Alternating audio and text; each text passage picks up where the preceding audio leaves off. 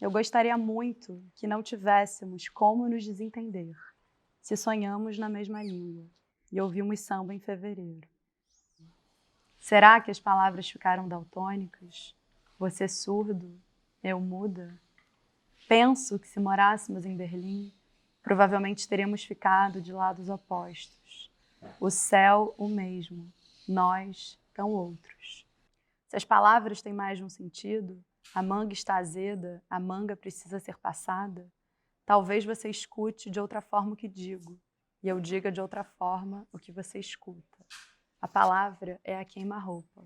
O nocaute, a facada, os golpes podem vir a qualquer momento, de qualquer lugar. Então, como lidar com isso? Como compor com essas forças?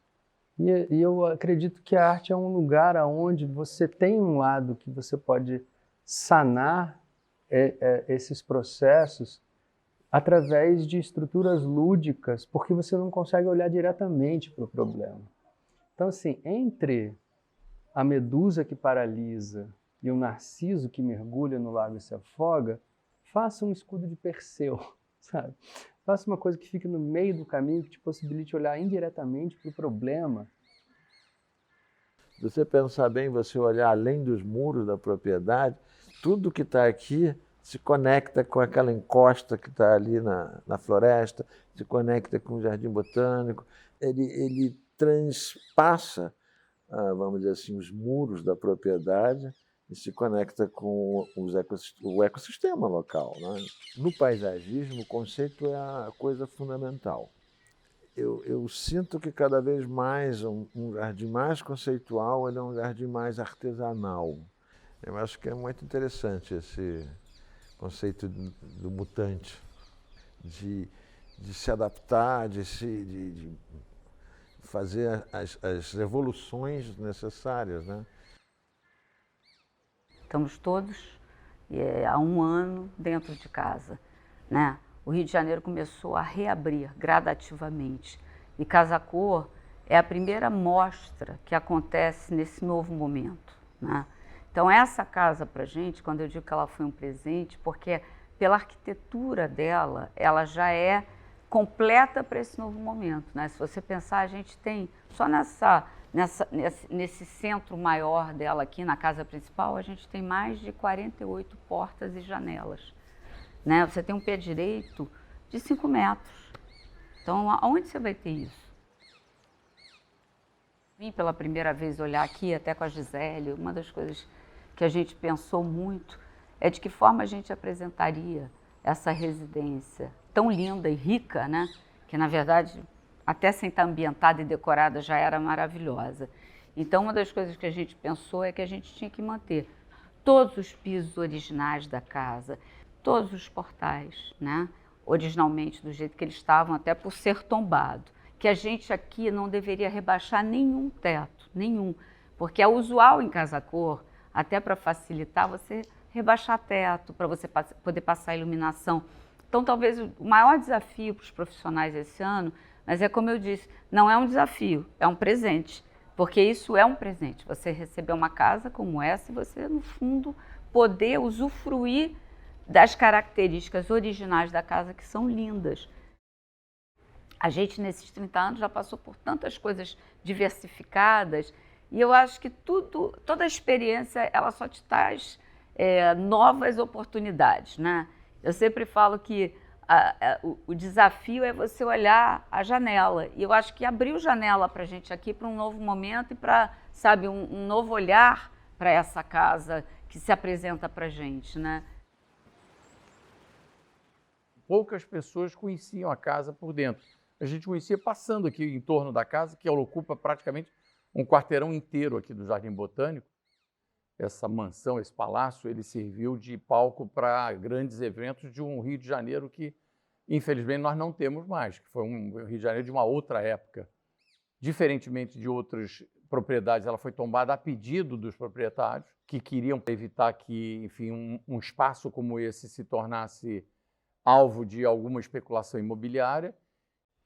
Dr. Marçal é um grande amigo da família Brando Barbosa. Ele conheceu intimamente a Odaleia, que era a viúva do Jorge Brando Barbosa, e ele, então, foi a pessoa que deu o cumprimento aos desejos que ela deixou em testamento para doar o acervo de arte e a casa para o Instituto Brando Barbosa. Então, ele foi o primeiro presidente do Instituto, praticamente 1 ano e meio, assumir a presidência.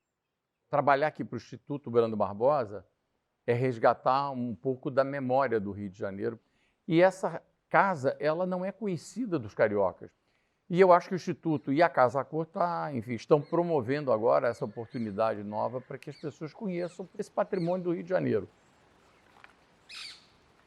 Essa grandiosidade de pé direito, ventilação cruzada, como espaço arquitetônico, ele me seduziu. Mais do que isso, eu acho que a escolha veio justamente por conta da pandemia. Vivendo 24 horas dentro da sua casa, a privacidade foi um ponto muito importante para quem tem família grande. Então, como você divide esse espaço?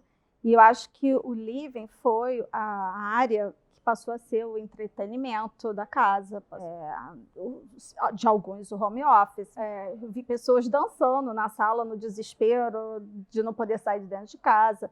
Diante de tantas possibilidades que a gente passou a ter que fazer dentro de casa, nós escolhemos uma que fosse mais interessante para ser mostrada no Casa Cor, que eu acho que é a casa estúdio, o living que virou um estúdio. Mobiliário que fosse flexível, que eu pudesse reorganizá-lo da forma que eu quisesse. Então, eu tenho um sofá que ele tem módulos. Mexo e reloco como se fosse um Lego. São planos que vão estar brincando dentro desse espaço que está configurado nesse perímetro que é o tapete. Como nesse living nós não temos estante, eu fiz questão que a mesa fosse uma estante na horizontal. A coisa mais importante daqui para frente nas nossas casas são as paredes. As paredes, até então, elas tinham sido demolidas, né? Eram os lofts, os espaços integrados, e que daqui para frente, não, as paredes voltam e que, inclusive, a circulação passa a ser um filtro da casa. Então, a gente tem que pensar nas paredes ganhando vida, né? E nada melhor do que obra de arte para isso. A Gisele me chamou falando que tinha um casarão incrível no Jardim Botânico, que ela queria me mostrar para fazer um projeto especial. É realmente um lugar comparável assim, ao Jardim Botânico, ao Parque Lage. É uma área de 12 mil metros, né, no coração do Rio de Janeiro.